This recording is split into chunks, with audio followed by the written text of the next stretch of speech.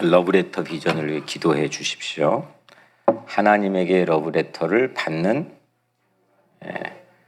세상의 러브레터를 전하는 우리 교회가 교회가 됩시다.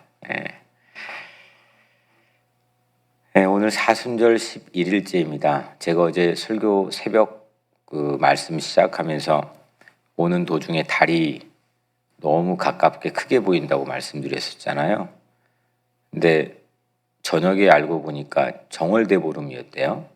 아, 나만 몰랐나요? 다 아는 척 하시네.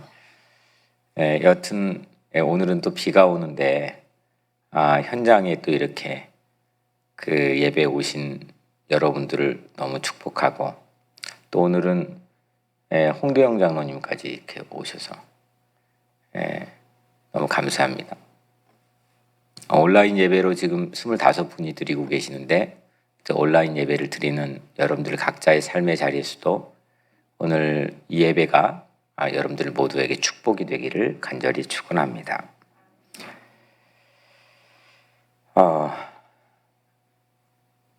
갑작스럽게 코앞에 위험이 닥칠 때가 있죠. 예기치 않는 그런 위험이 나를 상당히 당황스럽게 만들 때가 있잖아요. 그때는 순발력이 필요하죠. 자동적으로 반사적으로 나가는 그런 순발력이 필요하죠. 근데 평상시 품고 있었던 생각이나 자기 실력들이 그때 나오는 경향이 많겠죠. 뭐 기획하거나 또 준비할 만한 마땅한 시간이 부족하기 때문에 그냥 코앞에 바로 내가 말을 해야 되거나 또 어떤 액션을 취하거나 그래야 될 그런 뭐 절체절명의 순간들이 우리 삶에서도 간혹 다가오게 마련입니다. 오늘 본문 안에서 예수님께서도 그런 순간 앞에 선 장면을 우리에게 소개합니다. 예수님께서 그 코앞에 닥쳐 있는 위험에 어떤 말씀을 하셨고, 그 말씀은 오늘 우리에겐 어떤 의미가 있는지, 그걸 오늘 우리가 함께 살펴보려고 합니다. 예수님, 바리새인들 하면 느낌이 좋아요, 안 좋아요? 별로 안 좋잖아요. 괜히 서로 주고받은 거 없이 별로 기분이 안 좋아요. 근데 비교적 우호적인 바리새인들도 있었어요. 이른바 우리가 이제 온건파 바리새인들이라고 부르는데, 그 무리들이 오늘 나옵니다. 대표적으로는 사도행전 5장에 보면 가말리엘이 나오는데, 사도행전 5장에서 대제사장과 사두개파라고 하는 당파가 합심해서 베드로와 제자들을 잡아다가 공회에 세우고 신문을 하는 과정에서, 이게 신문을 하는데 기분 더 나쁘게 한단 말이에요. 그래서 화가 나서 죽이려고 막 하는데, 그때 한 사람이 나서서 아니요 라고 말하죠.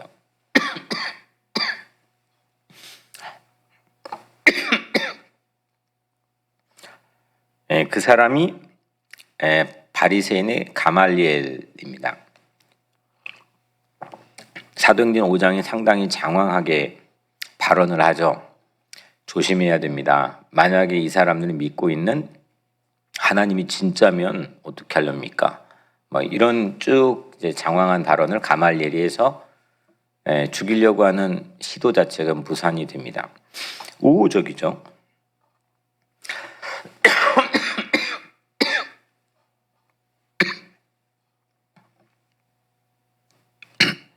근데 이게 이 바리새파가 사실은 신학적으로는 이게 진짜 진정성, 지난주 설교대로 하자면 진정성이 있는 행보인지, 아니면 이게 바리새파와 사두개파는 마치 민주당, 공화당처럼 이 끊임없는 오랜 기간 동안의 앙숙이거든요. 서로의 이 파워 게임에서 취할 수밖에 없는 하나의 행동인 건지 we don't know. 사실 그 마음을 우리가 뭐 정확히 알 길은 없지만, 그게 그냥 실질적 제스처인지 진짜 마음으로 한 건지, 여튼 오늘 그런 비교적 우호적으로 보여지는 바리새파 사람들이 예수님에게 왔습니다. 그리고 조언을 합니다. 어드바이스를 하는데 첫 절입니다. 31절에 곧 그때에 어떤 바리새인들이 나와서 이르되 나가서 여기를 떠나소서 헤롯이 당신을 죽이고자 하나이다. 얼른 피하세요. 예수님, 헤롯이 당신 죽이려 합니다. 선의 조언처럼 보여지죠. 결과적으로는 예수님께서 이 제안을 거절하셔서 예수님이 물론 가지고 있는 분명한 이유가 있어서 거절하시지만 이게 선인지 아닌지 뭐 그거는 우리가 정확히는 알 길이 없지만 우선 비교적 우호적이어 보입니다. 지금 헤롯이 예수님을 죽이려고 한다는 긴급 전언을 예수님께 전해주는데 헤롯은 본래 본명은 헤롯 안티파스인데 여러분들이 예수님 태어날 때 헤롯하고는 다릅니다. 그때는 헤롯 대왕이고 3명의 아들이 있는데 그중에 헤롯 안티파스가 갈릴리의 분봉왕이었습니다. 갈릴리를 통치하는 로마가 임명해서 갈릴리를 통치했던 유대인의 대표였습니다. 현재 예수님이 어디에 있느냐? 그 위치가 중요한데 조금만 읽지는 않았지만 22절로 올라가 보면 제가 읽어드릴게요. 예수께서 각 성, 각 마을로 다니사 가르치시며 예루살렘으로 여행하시더니 한글 번역으로만은 정확하게 알 길이 좀 불분명합니다. 예루살렘으로 여행해서 예루살렘에 있다는 건지 가고 있다는 건지 갈 마음을 가지고 있다는 건지 근데 여튼 갈릴리 각 성, 각 마을로 다니면서 가르쳤다는 겁니다. 이 말씀의 본 뜻은 뭐냐면 예수님께서 갈릴리 각 성읍과 마을을 막 돌아다니면서 복음을 전하고 가르쳤다는 것은 예수님의 가장 일상적인 3년 동안의 공생의 삶이었습니다. 근데 예루살렘으로 여행하시더니 라는 뜻은 시종일관 이렇게 다니면서 예루살렘을 향하고 있었다. 예루살렘을 향해 가고 있었다라는 의미입니다. 아직 예루살렘에 있는 건 아니고 갈릴리를 두루 다니면서 예수님께서는 예루살렘을 향하고 계셨다. 그러니까 아직 갈릴리 지방에 계신 겁니다. 여기까지 이해 오시죠? 네. 이게 복선입니다. 드라마 보면 뭔가를 쫙 깔아놓은 복선이 있잖아요. 뭔가를 암시하는 역할을 하는. 그러니까 아직은 헤롯이 다스리는 권역인 갈릴리에 계시지만 방향, 디렉션은 어디예요? 예루살렘을 향하고 있습니다. 이것이 중요 암시라고 하는 게 뒤에 공개가 되는데 이런 때에 헤롯이 예수님 죽이려고 합니다. 라는 뉴스를 예수님께서 듣게 됩니다. 이럴 때에는 어떻게 해야 됩니까?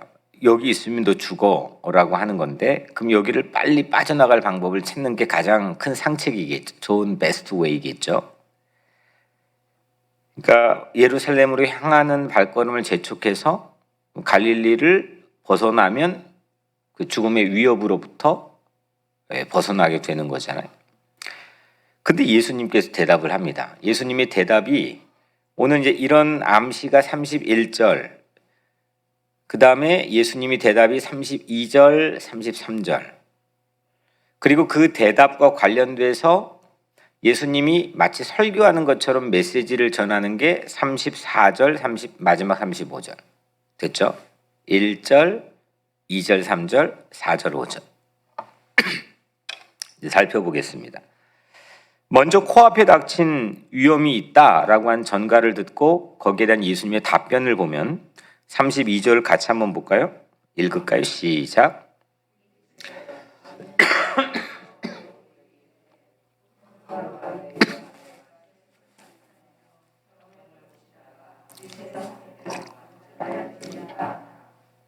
아멘. 헤롯을 뭐라고 그랬어요? 여시라고 그래. 여우. 여우는 교활하죠. 하지만은 상당히 이 하찮은 교활하지만 하찮아 무서운 맹수 같은 역할을 해서 여우라고 부르진 않잖아요. 근데 여우, 그러니까 예수님께서 여우라고 한 거는 교활하고 간사해 하지만 무시해도 돼 뭐 이런 식인 거죠. 그런 여우 같은 헤로데에게 예수님께서 뭐라고 하냐면 오늘과 내일은 내가 귀신 쫓아내고 병 고치고 제3일엔 완전하여지리라. 3일에 완전하여지리라. 완전하여지리라. 여러분들과 이제 성경에 보면 이라고 있고 밑에 법에 보면은 완전히 이루리라 라는 번역으로도 가능하다는 겁니다. 갑자기 여기 있으면 죽어요 라고 말했는데 예수님께서 헤롯 여우라고 하더니 뜬금없이 이제 자기의 스케줄을 전하라고 하는 겁니다. 가서 헤롯에게 이르되 그래. 저 여우에게 가서 이르되 그랬잖아요. 나의 일정을 나의 스케줄을 가서 알려줘 이런 겁니다. 동문서답 같지 않습니까? 오늘 본문이 사실은 이게 쉬운 본문은 아닙니다.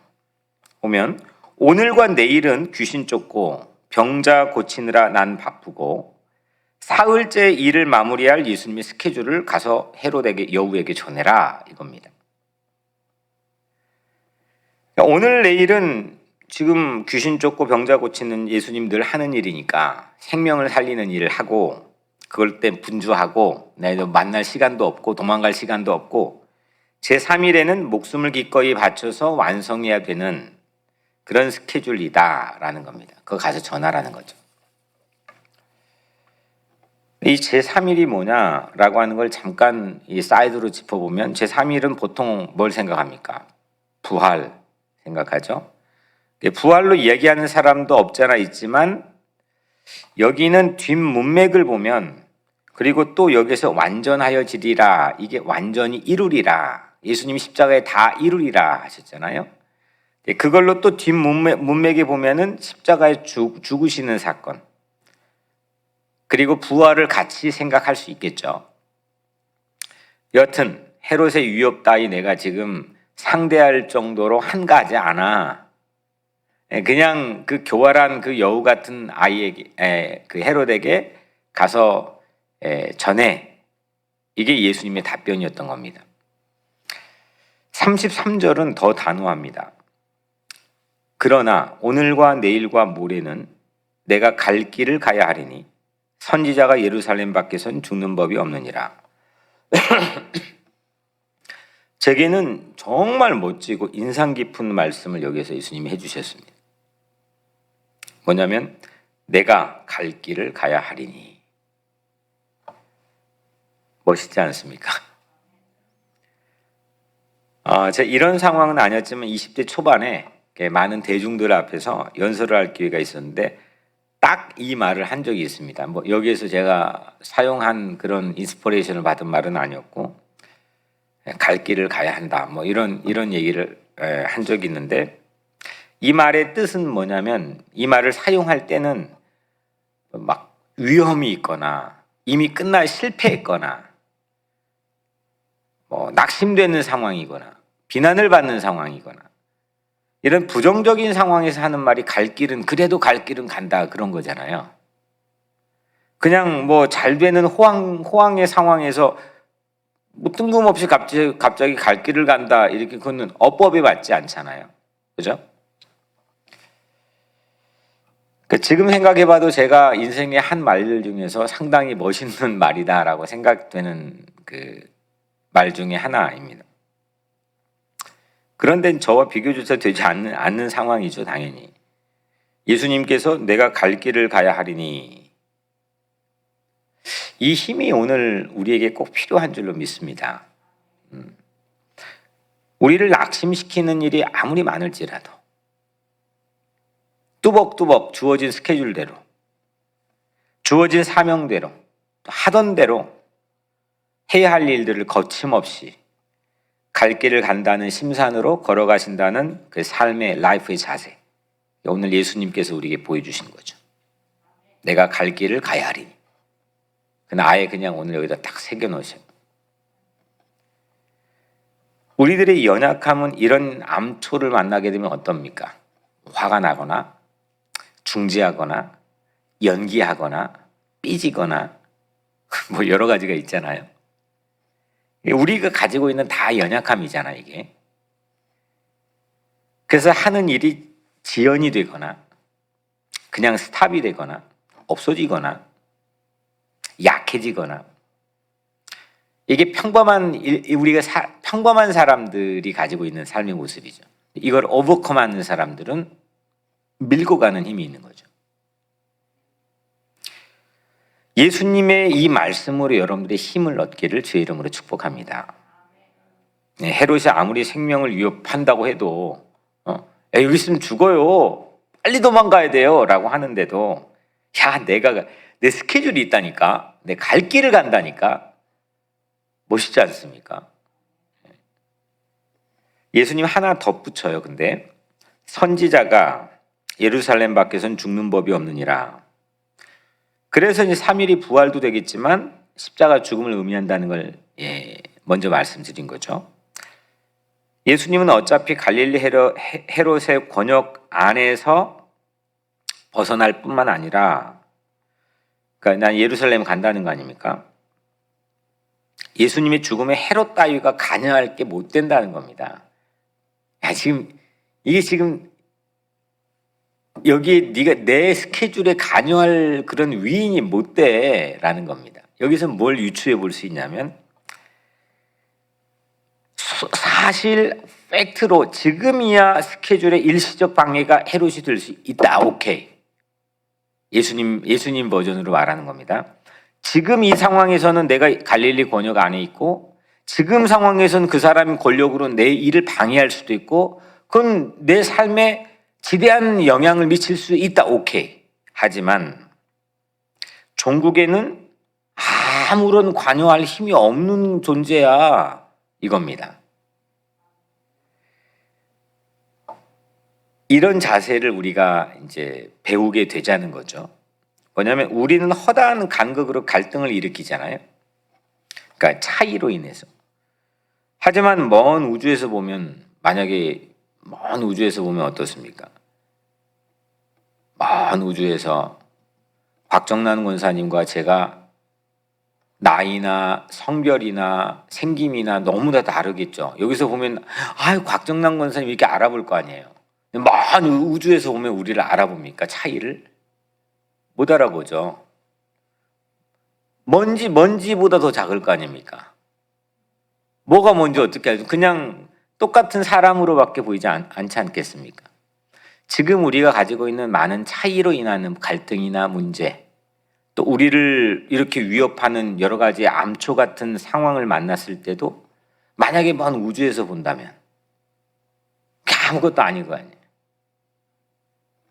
근데 지금 그런 좀 약간 그런 동화 같은 얘기고, 먼 우주를 본다는 건 실제 생활에 먼 우주야 하고 또 막 그 상황 자체에선 여러분들이 받아들일 수 없을 거 아니에요. 근데 오늘 예수님께서 우리에게 하나의 중요한 전략을 알려준 거는 뭐냐면, 먼 우주까지 아닐지라도 예수님은 딱 3일 정도만 앞서서 이 현실 앞서서 내다보면 전혀 다른 대응을 할 수 있다는 거 아닙니까?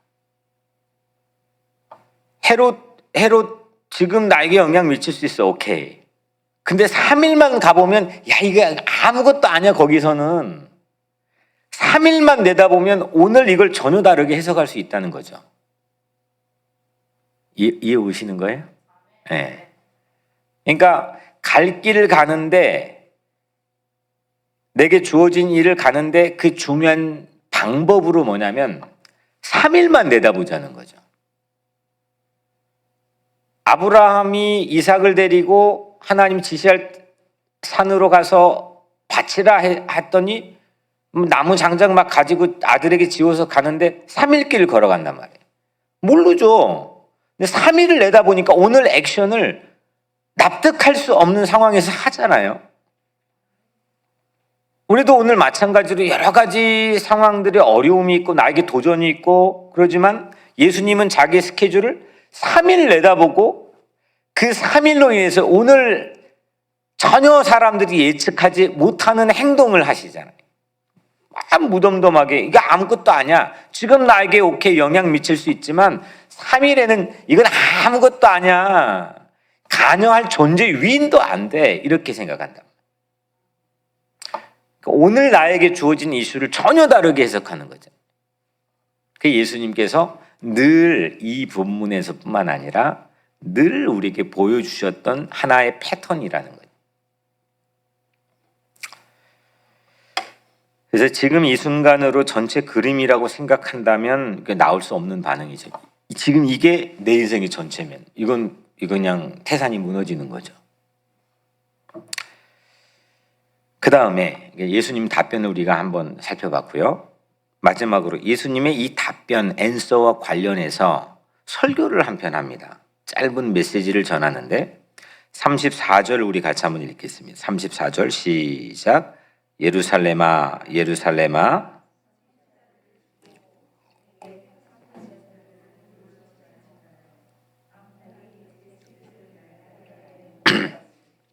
내가 너희를 잔여무려 한 일이 몇 번이냐. 그러나 너희가 원하지 아니하였도다. 아멘. 톰 라이트의 저자는 이제 이 부분만 초점을 맞췄더라고요.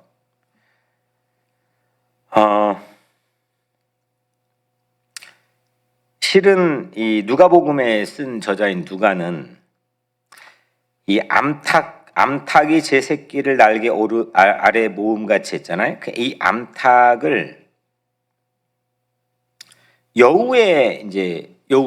헤롯 여우에게 공격에 노출된 그 메타포로 은유로 사용했을 것 같아요. 제가 볼 때는. 왜냐하면 동물을 예수님이 같이 사용하신 거잖아요. 위엔 여우라고 하고 밑에는 암탉이 자기 새끼를 모음같이 내가 너희 자녀를 모으려 한 일이 몇 번이냐 이렇게 말하시잖아요. 그러니까 또 여우는 암탉을 잡아먹는단 말이에요. 그러니까 이 연관성이 있을 것 같은데 저자는 이 톰 라이트는 이 약간 다른 예화를 이걸 사용하시더라고요. 제가 그대로 한번 읽어볼게요. 농장에 불이 나서 맹렬하게 번지면 암탉은 자기 날개 아래로 병아리를 모은다. 불이 다 꺼지면 연기와 불에 검게 탄 암탉의 사체가 보인다. 그런데 그 날개 아래를 보니 살아남은 병아들이 웅크리고 있다. 얼마나 감동적인 장면인가. 그 암탉은 말 그대로 자녀를 구하기 위해 자기 생명을 바치는 것이다. 효과는 똑같은 거죠.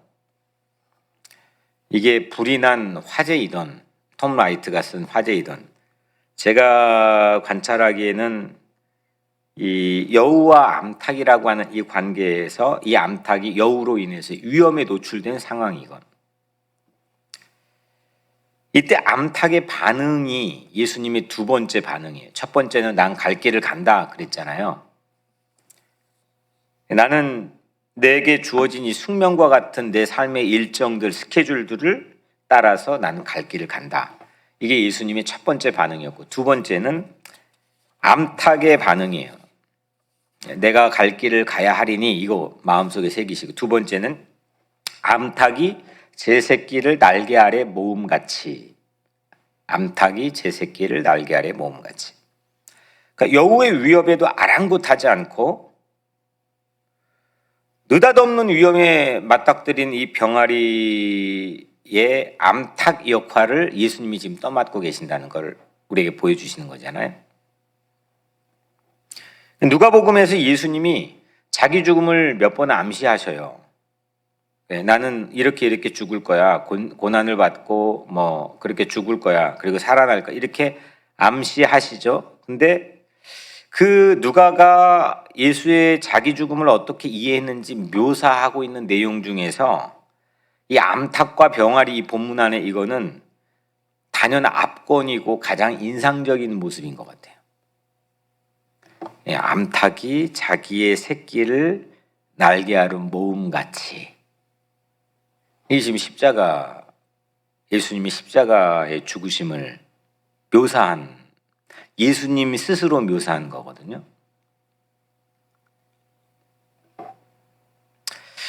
예수님께 십자가에서 두 팔 벌려 십자가 못 박혀 죽으시는데 그 두 팔 벌린 예수님이 십자가의 그늘 아래로 우리를 모아 지켜주셨고 또 우리를 살려주신 줄로 믿습니다.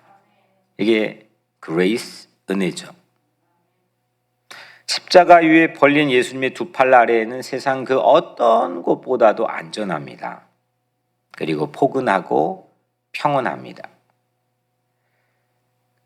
주 날개밑, 우리 같이 찬양을 드렸지만 그 날개밑은, 주님의 날개밑은 그 어떤 것보다도 안전한 피난처입니다.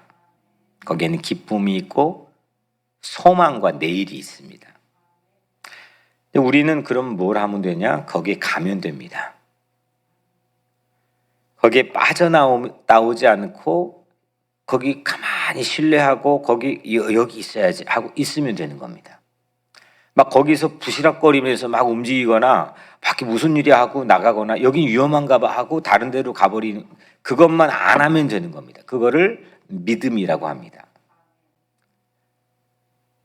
가만히 보면은 일생을 계속 두리번거리다가 그냥 의심하다가 계속 옮기다가 그냥 인생 종치는 사람들이 허다합니다. 그냥 예수님의 주의 날개 밑에서 진득하게 예수님 바라보고 믿고 의지하면서 초지일관 예수님이 그냥 갈 길을 가는 것처럼 날개로 콱 하고 덮는 것처럼 우리도 그 밑에서 탁 하고 자리 붙이고 바라보고 믿고 있는 사람들이 매우 적은 시대를 살고 있습니다.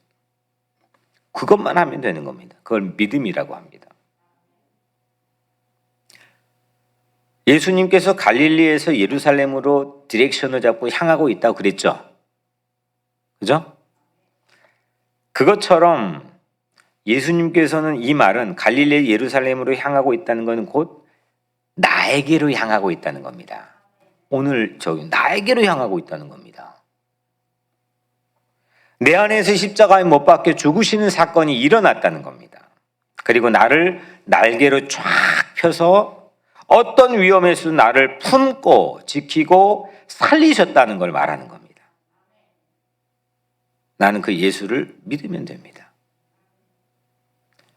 달려가면 되고 막 원하면 되고 사모하면 되고 감사하면 되고 그 품을 사랑하면 됩니다. 그러면 내가 삽니다. 내가 살 뿐 아니라 내 믿음이 예수님에게는 기쁨이 됩니다. 예수님의 삶의 존재의 의미가 되고 하나님께는 영광이 됩니다. 오늘 마지막 절 35절에 보면 보라 너희 집이 황폐하여 버림바 되리라 내가 너에게 이르노니 너희가 주의 이름으로 오시는 이를 찬송하리로다 할 때까지는 나를 보지 못하리라 하시리라. 아멘. 여기 너희 집은 뭐냐면 너희 집이 황폐하여 버림바 되리라. 너희 집은 예루살렘의 성전입니다. 이건 놀라운 예수님의 예고입니다. 그러니까 너희 집이 지금 성전이 전부 다 예루살렘이 나를 거기에 죽게 만들겠지만 황폐하게 되고 성전 다 버림받을 거야 라고 하는 거는 이제 유대인을 향한 구속사의 시계가 스탑될 거야, 중지될 거야. 야, 너희 이스라엘인들 향한 하나님의 구원 역사의 시계가 이젠 멈출 거야. 그리고 이방인에게로 구원의 무대가 옮겨질 거야 라는 겁니다. 무서운 예고죠. 예수님의 복음서가 끝나고 새롭게 시작될 새로운 하나님의 역사를 예고하시는 거죠. 그걸 암시하는 겁니다. 그 유대인들이 찬송하며 주를 다시 믿을 때까지 너희들은 나를 보지 못하게 될 거야. 이걸 이렇게 말씀하는 겁니다. 여러분들 여기서 잘 우리가 생각할 거는 오늘 말씀 정리해보면 이스라엘인들 지금 뭐 부자고 잘 되고 힘 있고 군사력 최고고 미국하고 가장 가깝고 뭐 이렇게 우리는 그들이 구약의 하나님을 믿고 있다고 한 하나의 증거와 결부시켜서 그들을 매우 흠모하는 경향들도 있습니다. 그들의 자녀들이 성공했다고 하는 하나의 카테고리를 갖다가 그들을 배워야 한다고 하는 것을 교회에서 매우 하나의 중요한 이데올로기로 만드는 경향도 있습니다. 예수님 없는 성공은 빈 깡통입니다. 예수님 없는 권력, 예수님 없는 힘은 흉기가 될 수 있습니다. 지금 그들은 가난한 집 없는 팔레스타인들을 무서운 흉기로 위협하고 있습니다. 수많은 어린이들을 살해하고 있습니다. 현재 이스라엘 그렇습니다. 우리는 어느새 예수님 믿는다면서 예수님 없는 성공을 흠모할 때도 많이 있습니다. 이게 뭔지 분별력을 잃어버릴 때도 많습니다. 우리가 믿는다면 그 품이 진짜여서 그 날개 아래로 사생결단하고 움직이지 않고 거기에서 믿고 있다면 예수님의 주 무대가 거기로 옮겨지는 겁니다. 거꾸로 믿지 않는다면 내게 있던 구속사의 시계가 멈추어질지도 모릅니다. 예수님은 오늘 또 내게로 오십니다. 그리고 거침없이 갈 길을 중지하지 않고 내게로 오십니다. 나도 마찬가지로 어떤 위협에도 어떤 함정에도 어떤 암초에서도 그분의 날개 아래에서 움직이지 않고 그분을 신뢰하고 사모하고 사랑하면서 승리하는 여러분들의 삶이 되기를 주님의 이름으로 간절히 축복합니다. 오늘 이 말씀 가지고 같이 기도하시고 내일 거룩한 주일 예배 위해 기도해 주시고 광고해드리고 지금 24분 정도인가요? 신청해 주셨는데 그 의원들이 전화 걸기 트레이닝 25분 정도 참여하는 건데 여튼 이 누군가에게 피난처가 되어주는 하나의 중요한 사랑의 실천입니다. 시간이 되시면 꼭 참여해 주시면 좋겠고요. 중직자들도 참여해 주시면 좋겠고 그걸 위해 기도해 주시고 오늘 오후 3시에 있습니다. 제가 기도하고 마치겠습니다. 은혜로우신 아버지 하나님 감사합니다. 우리가 갈 길을 가야 되는데 그러지 못할 때가 얼마나 많이 있습니까? 슬럼프에 빠지고 낙심하고 해야 될 일이 중지되거나 연기되고 이런 많은 일들을 우리는 부딪히며 살아가는 연약한 주의 자녀들입니다. 하나님, 이 시간 주님께서 우리에게 새 힘을 주시사 우리가 갈 길을 가게 도와주시고 3일을 바라보며 그 3일로 오늘의 삶을 해석하고 반응하는 그런 용기 있는 우리가 되게 하여 주옵소서. 우리가 주의 날개 아래에 거하게 하여 주옵소서. 그곳에 움직이지 않게 도와주시고 그곳을 진득하게 신뢰하고 감사하며 사랑하고 믿고 의지하는 우리 삶이 되게 하여 주옵소서. 예수 그리스도 이름으로 간절히 기도드리옵나이다. 아멘.